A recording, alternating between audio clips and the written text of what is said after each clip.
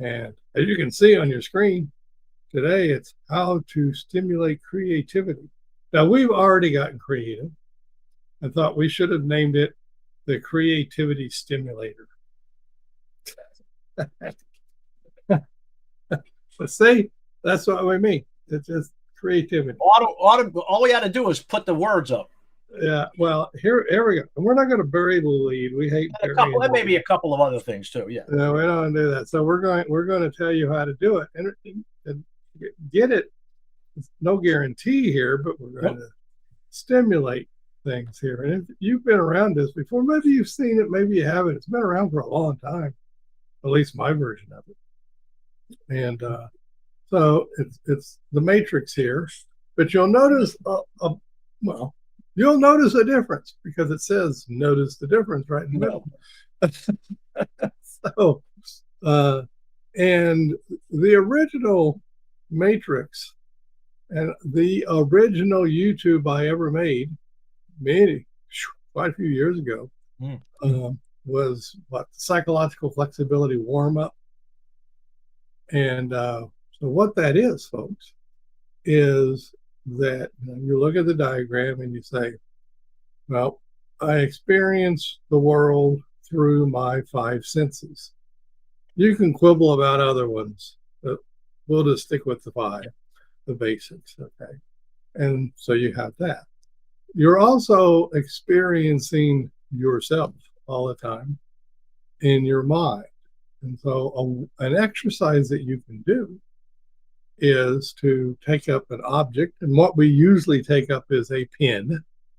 And I would do it now if you can.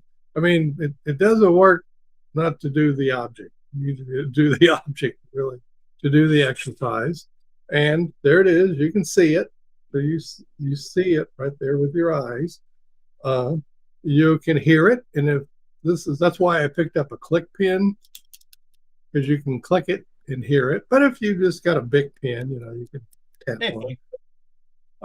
That'll work fine. You can, of course, smell it. See how the pen smells. Of course, it's been in your fingers the whole time, so you can feel it, right? Feel it in your fingers. Now, the last one is taste, and we don't recommend you taste it, just because you don't know where that thing's been. But whatever. But nevertheless, now you're experiencing this object. And by the way, yeah, if you want to do a raisin, well, then you can do all of them and put the raisin in your mouth.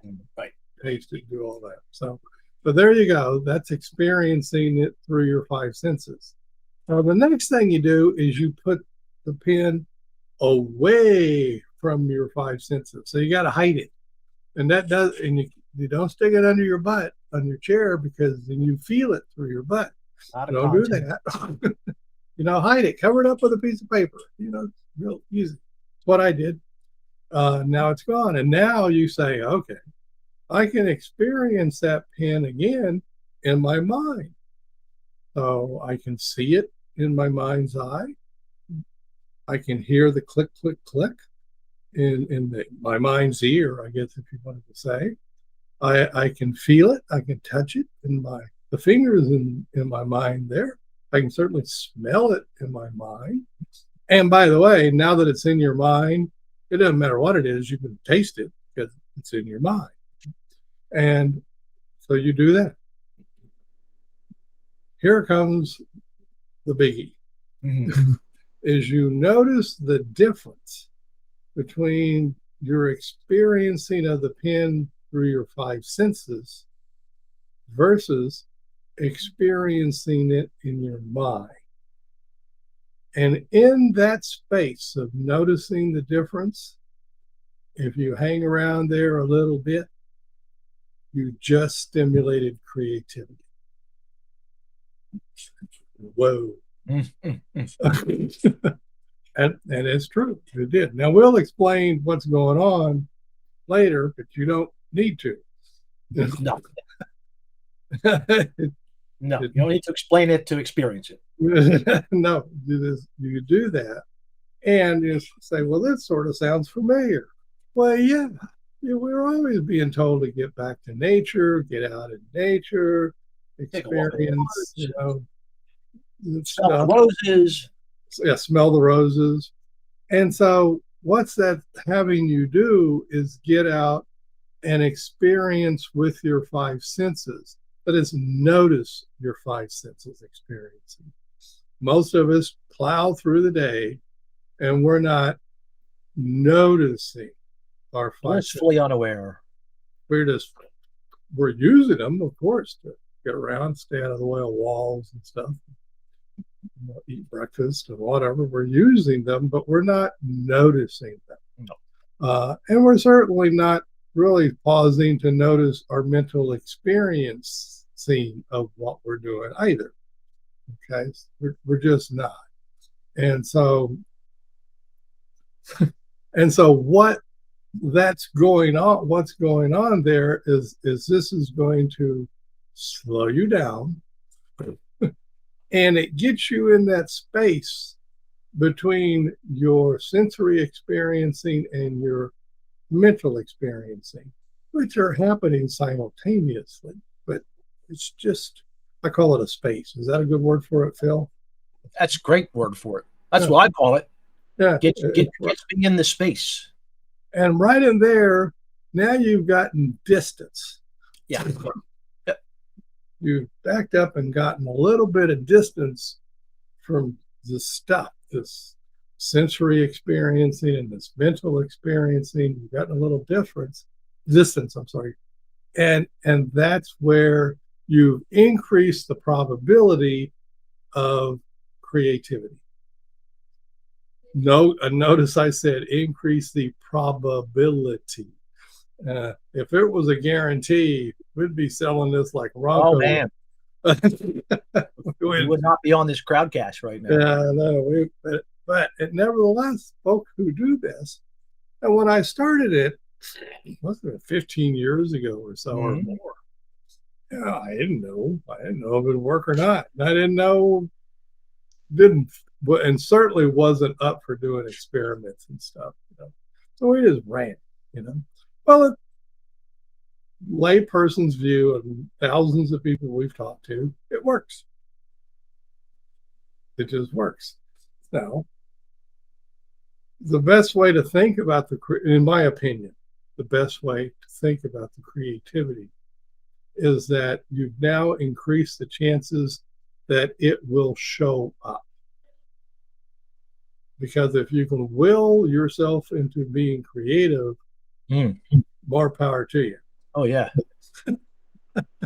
Yeah. Just block schedule creativity times for yourself throughout the day. I personally haven't had it work that way. Nope. It just, boom, it shows up. So what you're doing is putting yourself in the space, there's that word again, that more psychologically flexible space where you can sort of put, this together, and this together, and this together, and go, oh my, look. Oh, wow. They're called aha moments. Right? Aha moments. And they don't always show up, but at least you put yourself in a better space. Now, that's the biggie. You can also notice the difference between how it feels to be satisfied, like you got your lawn mowed or you got the dishes done or something like that, where you're like, got her done, check that off, right? Versus feeling of relief. I pulled the splinter out of my finger, or I did something and I got that feeling of, oh, that feels better. got rid of that pain. Well, that's called relief. And there's a difference between those two feelings. So you can do that as well. And guess what? Noticing the difference between those two feelings puts you in that space again. So you can do that as well. And some people enjoy doing that. But what we usually have people do is notice the difference between their sensory experiencing and their mental experiencing. So let me blabber on a little bit more of why this works, because it's based right off what Steve Hayes and company was working on those many moons ago to develop acceptance and commitment training and therapy.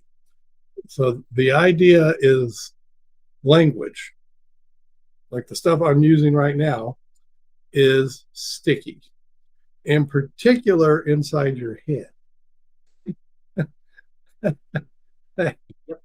Would you agree, Phil? Oh yeah, I think about it as it's renting space in my head. Birds rent space in my head. Yeah, and it can take up a big space too. Yep. And it because it's sticky, and you tend to get worrying about stuff, and am I going to get there on time? Churn over it. And oh my God, when am I going to get creative? Yep. It's probably never going to happen. Nope. That kind of stuff. No more creativity in me. It's gone. Right. That kind of stuff. They just call it sticky. It's just sticky, and it gets you stuck in a rut. Okay. And being stuck in a rut is the opposite of being creative. Creativity killers. Yeah. And we all get in it. We all get stuck in these ruts. And literally the whole notion is based on the idea that language, it's in case you guys know more technical stuff, it's relational frame theory. And whether you like it or not, what it's just saying is that a lot of language has very emotional, evocative stuff to it. So if I say mom, oh my God, all kinds of stuff with mom shows up. If I say lemon, sour lemon shows up. There you go. Your lemonade shows up. But that's what we mean by, that's what they're getting at with relational frame theory. And a lot of it is painful, these memories that we have. Or I'm afraid I'll never be creative again. Oh no. And now we want to get relief from that. We don't know how to get relief from it. And it's real easy to get stuck in a pattern of trying to get relief. And you just can't get loose from it. And so once again, it's not very easy to will yourself out of that. I will not be that way anymore. Yeah, that's it. Yeah. Yeah, that don't work. That's like, don't think about pink elephants. Whoops. Now you're thinking about pink elephants, all that stuff. All over the place. So we're getting distance. We're just getting back off of that. And just a simple exercise to do that. It's like, okay, where is that pin? I knew I hit it somewhere around here. There it is. It's under this piece of paper right here. I can do the pin exercise. And as silly as it sounds, it breaks the cycle. It breaks that sticky language cycle just a little bit. Now, on a big measure, go take a walk in the woods, pull in the five senses. Yeah. But by the way, and a lot of people discover this on their own, they even have aha moments, but I'll tell you about it anyway. They will start noticing stuff through their five senses while they're taking their walk in the woods or the park, whatever. And then they'll go, oh, I can notice the difference between my sensory experiencing of taking this walk versus my mental experiencing of taking this walk. Boom. And there you go. Now you're in the space. How long do you stay in the space, Phil? Oh, maybe a nanosecond or two. Nanoseconds, good, right? Yeah. It's devilishly hard to keep it up, folks. I mean, I'll be the first to admit. So why do I say that? In my way, yep. Right. So do it often. If you know, it's only going to last. You could always pick up that pen again. I mean, it's you're going to slip back into stuff. Yeah, that's just the way we are. But but I haven't ever seen anybody do this too much. Never heard it. No harmful side effects for doing never said, oh my God, no overdosing on ruined my life. All I'm doing Yeah. 24/7 is doing the pen exercise. No, No. not our Nope. As a matter of fact, you may go a day or two without ever remembering it, or even more. But it's worthy doing. It's worth doing, and you're getting into that space. Now, you in doing this might think of some other way to get into that creative space. But and I know there's a lot. You can go out on the internet and find all kinds of ways to do it. But this will do it. And it's handy. It's easy. 5 senses experiencing, mental experiencing. Notice the difference between the two. Yep. That's it. It's that simple.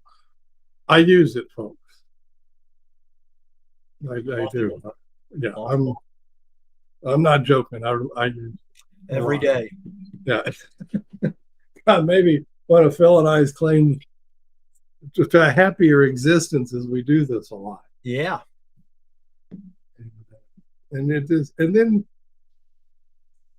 the stuff that you need to do shows up. It shows up too, yeah.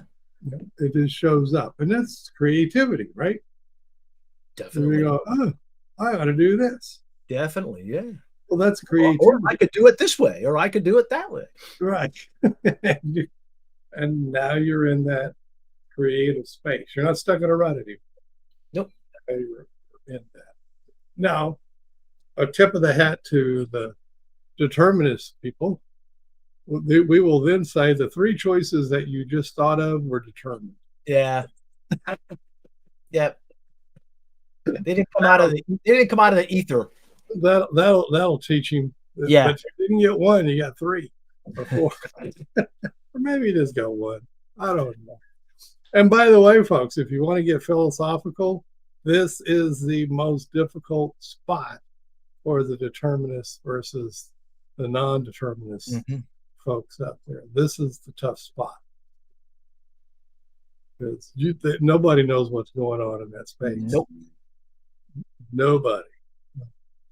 I don't care who you are. You can do a map of the brain and watch it neurons and stuff going in real time, but that's not letting you know what's going on in that space. So just get in it and revel in it and have a little fun and do it. And there's a lot of people who start off the psychotherapy crowd who start off sessions with the pen exercise. You heard of that, Phil? I've done it a time or two. They do. It's pretty cool. Yep. Pretty cool to do. It gets people loosened up. It's a good warm-up exercise. So do that. So have fun. Go play. Yeah. And we will, I don't know. Oh, we're not going to be here Friday. No. Because it's the day after the 4th of July. Yeah, we're coming up on the 4th of July. And we're not going to work that day. Nope. So we'll be back next Monday. We'll come up. Yeah. And there you go, folks. Phil and I know that we'll just keep noticing this difference between 5 senses experiencing and mental experiencing. We'll keep doing it, and something to do next Monday will show up. This is our process. It works like a charm for us. Yep. We don't worry about it. Not in the slightest. We don't. It'll show up. It'll not show up. It's never happened. Always shows up. But out in the future, you can bet your socks we'll do one called the Creativity Stimulator. Oh my gosh. It's just begging to be a crowd cat at this point. So all of you guys have a fun time. Happy 4th. And if you're watching this 12 years from now in February or something, have a good time too. Really, whatever you're doing. Whatever you're doing. Bye-bye now. See ya.